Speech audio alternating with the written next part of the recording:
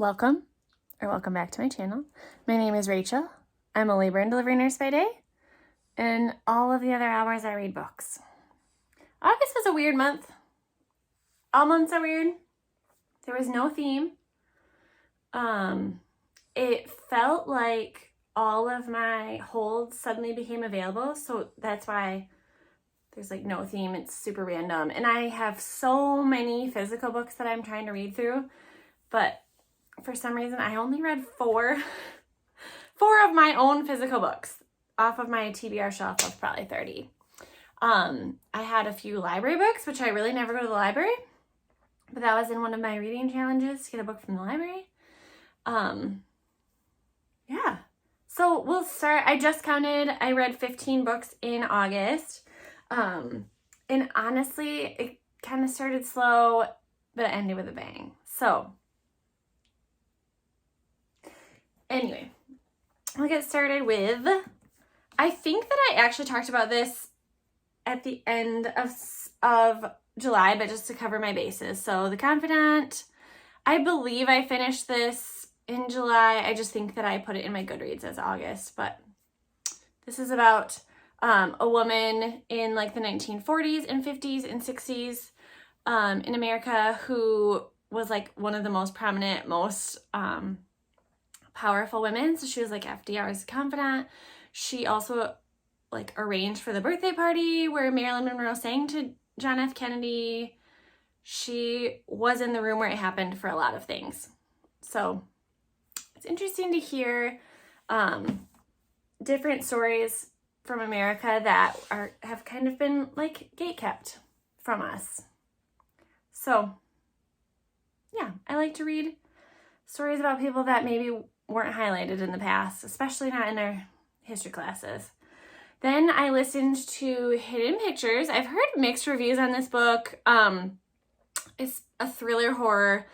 I think I gave it 4 stars. Like, it kept me reading. I get what is controversial about it. It was used as a plot point.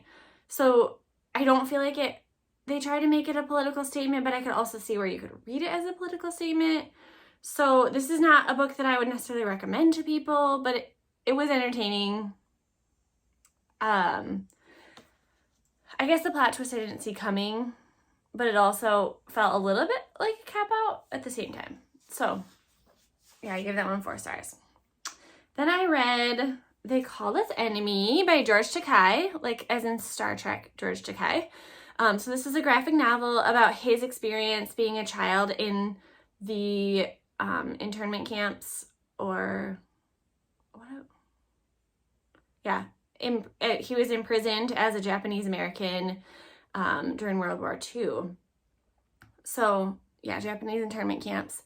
This, they're beautiful illustrations. Just like a very like harsh thing, but it's from a child's perspective. So, and then it goes through to his advocacy today for Japanese Americans and telling their history and reparations for their imprisonment. So that was good. I think I gave it 4 stars. It just feels like the subject matter doesn't really match the book, but otherwise it was great. I liked it. I was very excited to read the second book of The Spanish Love Deception because I gave it 5 stars, read it in like a sitting. I was obsessed with it. So I read The American Roommate Experiment. I was so bored. I hated it. I hated the characters. I hated the premise. The girl, it was more like, instead of a cute romance, it felt more like a weird obsessive one-way love where he was kind of toying with her. And it seemed like she didn't really like him for himself. She was just obsessed with him. So I wouldn't rule out reading other books by her, but it just makes me a little bit nervous when an author that you think might be your new favorite, like a 5-star, like just hits it out of the park, and then the follow-up is so different. And I don't think it was me. I just didn't jive with these characters though too. So The American Roommate Experiment. Next, for book club, we read Razorblade Tears by S.A. Cosby. This is not a book that I would ever pick up by myself. It was described as gritty. We had a really great discussion around it. It addressed a lot of important topics. It was very readable. Like, I listened to the audiobook and it kept me reading. It was, I'm not entertained, like, it was awful, but it kept me, like, I kept wanting to go back to it. So I gave it 4 stars overall. It could probably be a 5-star. It just wouldn't be one that I'd be like, you have to read this, because it's quite violent. So the premise of this story is that a poor white man and a black man with a history of incarceration, their gay sons are married to each other, and they are murdered in a hate crime. And they take matters into their own hands because the cops decide not to investigate at all. It becomes very political, very racial. There is another piece to it that I feel like I would be giving it away. So these characters are written so well that even though I don't buy into like vigilante and like taking matters into your own hands, like I know that that's not right, but being in these characters' minds makes you feel like, yeah, what else would you have done? You just murder people. That makes more sense. So yeah, I would recommend that if it sounds good to you. It was very well written. Again, not my favorite genre. I love a good fantasy, feel good. This is very, definitely deals with a lot of heavy topics. So not like a beach read, not light reading, but it was very well written. I caught up on The Keeper of the Lost Cities. So I believe this is the 9th. Yeah, this is number 9 by Shannon Messenger. So the premise of this series is that Sophie is the blonde here. She is raised by humans, but she finds out she's an elf when she's like 11 or 12. It's been a few years now, so now she's like old enough that there's a little bit of romance. There's lots of secrets. There's things happening in the elves, the gnomes, that they're all getting stirred up, and there's a lot of political intrigue. She was bred to have like special secret powers and help in this resistance. I don't feel like I can give any more away, because again, it's 9 books deep, but this is a very good middle grade, like a little bit less high stakes than like Harry Potter, I guess. I mean, not necessarily lower stakes, just less dark. And where like Harry Potter got like older as the books went on, this has stayed pretty middle grade. Yeah. So Keeper of the Lost Cities, if you're in for the long haul, I mean, they're each like 500-page books, but they're middle grade, so they read fast. 500-page, like if it was in a smaller font, it'd probably be like 350 maybe. But yeah, I gave that one 4 stars. I felt like we got a lot more answers. Like, we've been asking question. This book felt like we got more answers. I don't know how many books are going to be in the series. I, for some reason, decided this was the last one. It's clearly not the last one. So, I'll have to keep reading. My library book that I picked up was Winterwood. Oh, this is horrible lighting. Winterwood by Shay Earnshaw. I have read, I forget what the other one was called by her. She writes like kind of like gothic, like dark, which I love. I love a good creepy story that's kind of fantasy, but like this is more modern day. So our main character, her and her family have this relationship with this wood that's kind of evil. She can enter the wood, I believe during a full moon, she can enter the wood. That's where lost things are, so she can look for lost things. A camp that is close to the wood has had a boy go missing and another boy die. So there's the mystery of this. She finds someone in the wood.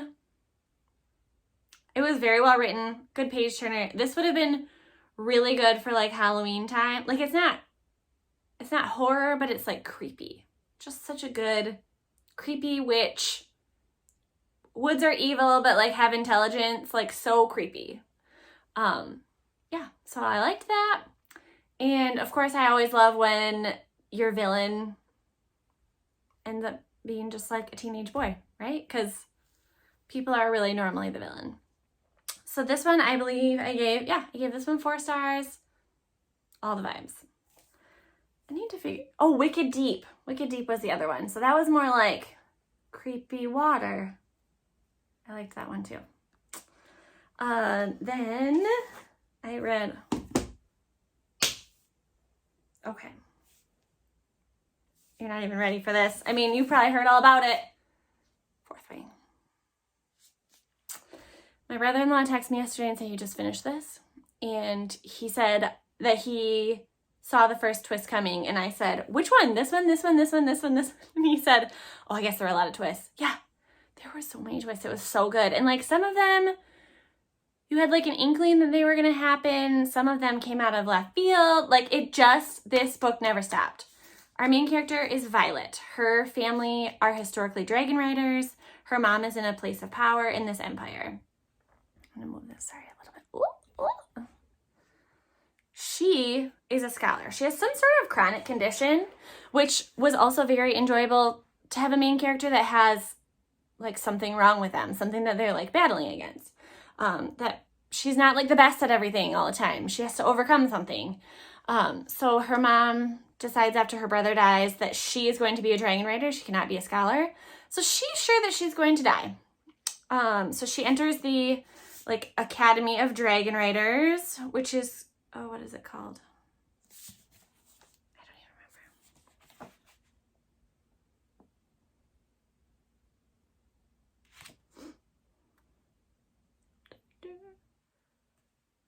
Oh, Basgiath War College. So she enters, has to do a lot of like fighting. They do different like obstacle courses and things, and then they present themselves in front of dragons. And if they're chosen to be a rider, I have like an eyelash or something. If they're chosen to be a rider, they get to be part of the squadron and fight in this war. So, oh man, there's so much. So there are her best friend. Stuff happens that like they're attracted to each other. There's also a nemesis that she's attracted to. Yeah, lots of fighting. The dragon lore is amazing. I love dragon lore. I love world building. And this is amazing world building without feeling like it's being shoved down your throat or like you don't understand. Like you get eased into it. It's natural because she's in school learning about it. So you learn about it. She also, it was such a genius move. When she's anxious, she recites facts, which is a really amazing way to present history, but it made sense in the story. It wasn't just an information dump, and it makes sense for her because she was a scholar. She's trained to be a scholar, so she would know all these things. Yeah. The twists in here are so good. This is a book that I think it was like 500 pages. I took it to the bathroom with me because I didn't want to set it down. I just like didn't move for a whole day and finished reading it. As soon as I closed the book, I pre-ordered the second one. This is 10 out of 5 stars. So reading this book felt like reading The Hunger Games for the first time, reading Harry Potter for the first time, reading Nevermore for the first time. Just that feeling of like, yes, this is perfection, but it's its own thing. It doesn't feel like it's ripped off. There are elements, like there's dragon, there's a magic school, but it feels fresh and new. And if you don't agree with me, that's fine. But please let me have my joy. This is so good. I was nervous that it had been so overhyped because the interwebs have been talking about this for months. So I was a little nervous and wasn't like super, super excited to read it just in case, but it was so good. In fact, I will probably reread it. That's how good it is. Okay, I can talk about something else, but that one is so good. Okay. Then my next hold for Throne of Glass series came out or became available. So Crown of Midnight. And I have to say the first one, I was like, meh. Like, I thought it was better than A Court of Thorn and Roses. But I felt like maybe I didn't connect with Sarah J. Maas's characters. This book I thought was better. There was more lore. The political intrigue is amping up. I liked the characters better. The character building was better. So I gave this 4 stars. I am interested in what's going to happen. I did not see the twist coming at the end. Like, it was building. I knew something was going to happen. And I have another friend right now that's reading these too. So she's like 1 book ahead of me. And I know that there's like a tandem read situation that you're supposed to do. So maybe I'll get more intensely into these as I get further, as I'm supposed to read like 2 at a time. But for now, I'm just kind of, as they become available on my Libby app, I read them. So I think the other one, like my next one, Heir of something, is, I think it's still like a month or 2 away. Another book I was very excited about was Dark Corners by Megan Golden. So if you've followed this channel for a while, you know that I am obsessed with Night Swim. It's like my favorite thriller maybe ever. So Dark Corners is the sequel. So our main character, Rachel, which filled a book prompt for another thing. There's not a lot of books with characters named Rachel, at least not ones that I own or have ready. So she's a podcaster. She does true crime podcasts. In the first book, she's working on a podcast in her hometown, and then a murder occurs while she's also looking into a murder from the time that she lived there. So this one didn't feel as like high stakes because it wasn't like her past.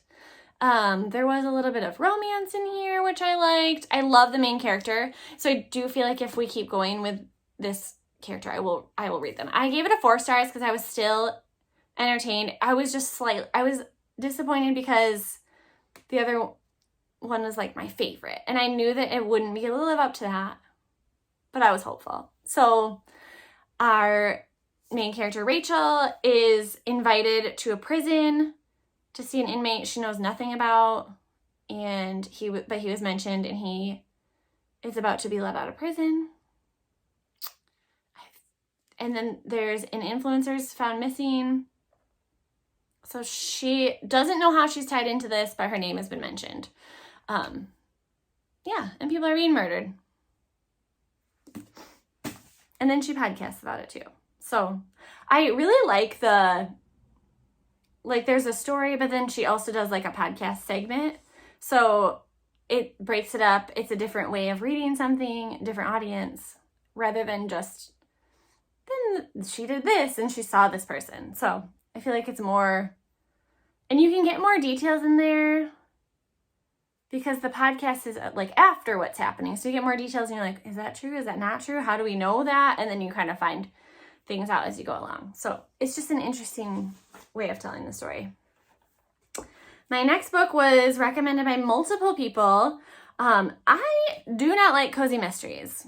Every once in a while there's one that it's like, okay, that was nice. But if you come at me with like, this is the best, it's a cozy mystery, I'm not going to be too excited about it. I was very, very much, so I came in with low expectations. So Remarkably Bright Creatures. Our main character is Tova. She's like 70, 80-year-old woman who cleans at an aquarium. Our other main character is Marcellus, an octopus.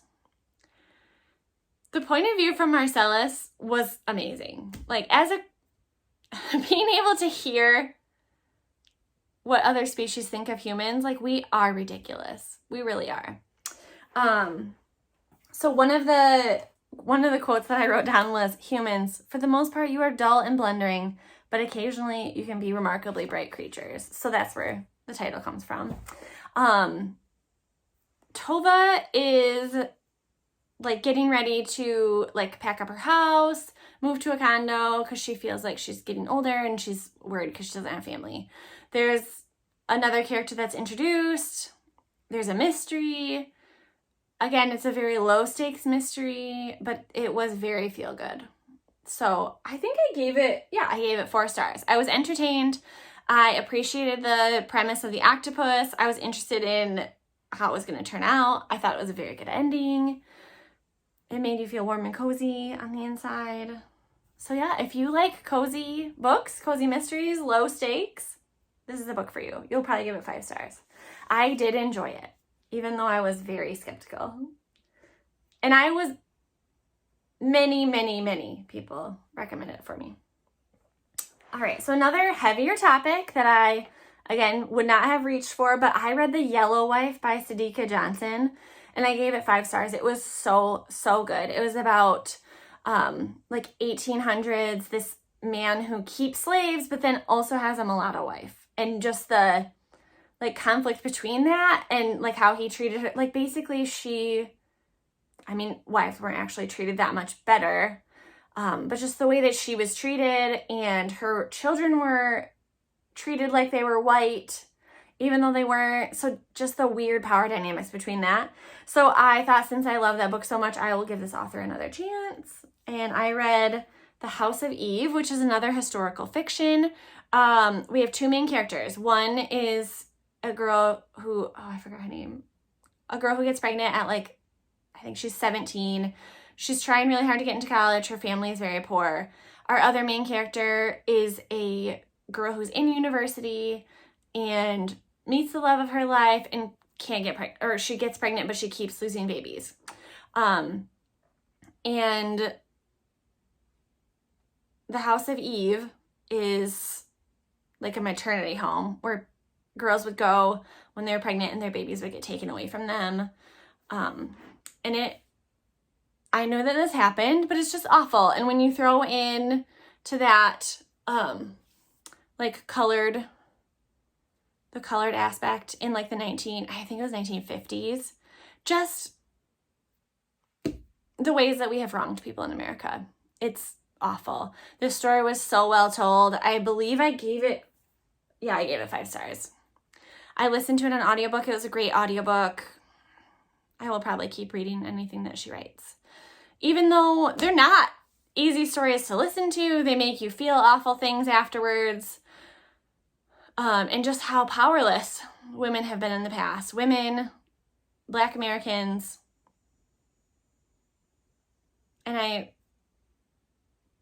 not even going to get started on reproductive rights currently. It's hard to be in America. Yeah. Another book that I was highly recommended by a TikToker. So I don't even remember who it was. I wish I could give credit. She had done 5-star books so far throughout the year. And it was like Fourth Wing. It was a bunch of other books that I've read that I have loved. So I thought, okay, she has this other one that sounds really good. I'm going to get it. And then it was actually an add-on for Book of the Month. So I added it to, I think, my August books. So it was the June 2023 book, but I got it like a few months later. So The Wishing Game is the premise. It's a pretty short book. The premise is that our main character is a struggling school assistant. She wants to adopt a child. She doesn't have money for it. She has a lot of trauma in her past with her chronically ill sister and her parents and how they treated her. The wishing game comes upon us because this children's author who has written all of her favorite books, like 40 of her favorite books, has not written a book in years, like maybe 10 years. And he has a contest. It's kind of like a Willy Wonka for adults. So he has a contest that only certain children so they're adults now, they're like in their 30s.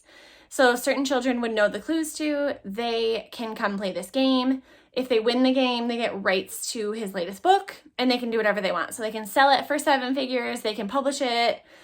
Like they own it. They can do whatever they want. And so there's like a game.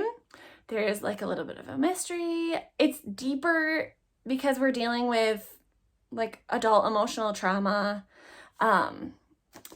It's just, I loved the main character. She was like feisty and good. Her name is Lucy. There's a little romance in here. And it just felt like the stakes are very high for her because she wants to adopt this child that she does not have the money for. And so it was just a really heartwarming book. It took me a minute to get into, but once I sat down and started reading, I wished that I had more time, so I could have read it in one sitting, but it was very good. So I think I gave this one, I gave this one 4 stars. I think that maybe if I had time and had read it in all one sitting, I would have given it 5, but this is a good one. My last 2 books of the month were audiobooks because I did a bunch of like driving in projects. So Scarred, this is very hard to see. It's a crown. So Scarred is a Lion King retelling, which it took me super long to figure it out. I was like, I don't know any fairy tales that have a character named Tristan and Sarah. Like, I just don't know who these people are. I was very confused. His brother's the king, but his name is Michael. I think it's Michael. And then as I'm listening, I'm like, okay, his illegitimate nephew's name is Simon. They call him the Little Lion. Sarah, they always refer to her as Sarah B. And he's a scarred prince. So he's Scar, she's Sarabi, Simon is Simba, Michael is Mufasa. This book, like, I wasn't gonna like not read it. It's not one that I would necessarily recommend. I think Twisted was better. I think that was the first, or no, Hooked was the first one that was about Peter Pan. I'll keep reading the series, but I just didn't like this premise as much because he just kind of like murders people. So it's just hard to like I feel like it's one thing when you tell a villain story from a different perspective, you appreciate them more, like perhaps Wicked. So you see Elphaba's story, but she's not like the villain in that story. But this is like a retelling, but they're still the villain. You're just supposed to love them. So yeah, not sure. I gave it 3 stars. Didn't hate it. Wouldn't recommend it to everyone. I then listened to Crying in H Mart because I'm in the Sharon Says So book club. And this is going to be the 3rd book of this semester. And I haven't listened to it, but it was available and I wanted to like get one of the books out of the way before it's suddenly like Christmas and I'm trying to read 3 books. So this is, our main character is I think she's like 26 years old and her mom is dying from cancer. The parts about her mom and about like Korean food and like cultural differences were super interesting. I didn't love all the writing. It wasn't super consistent. It feels really wrong to rate memoirs, but it would be like middle of the line for me for like just, again, like there were parts that were so good, but it felt a little rambly and a little bit like, what's the point? And yeah, but it made me very hungry for Korean food. So I made some bulgogi.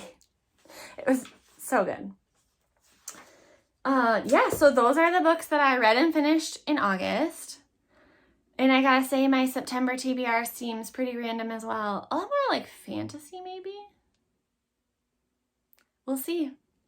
I really, so when I read books, I like stack them for what I've read. And I was like, oh my gosh, I've read no books in August.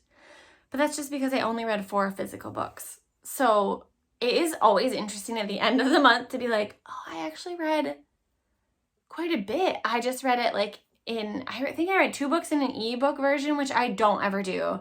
I had a library book and then a bunch of audiobooks. So yeah, that was the month.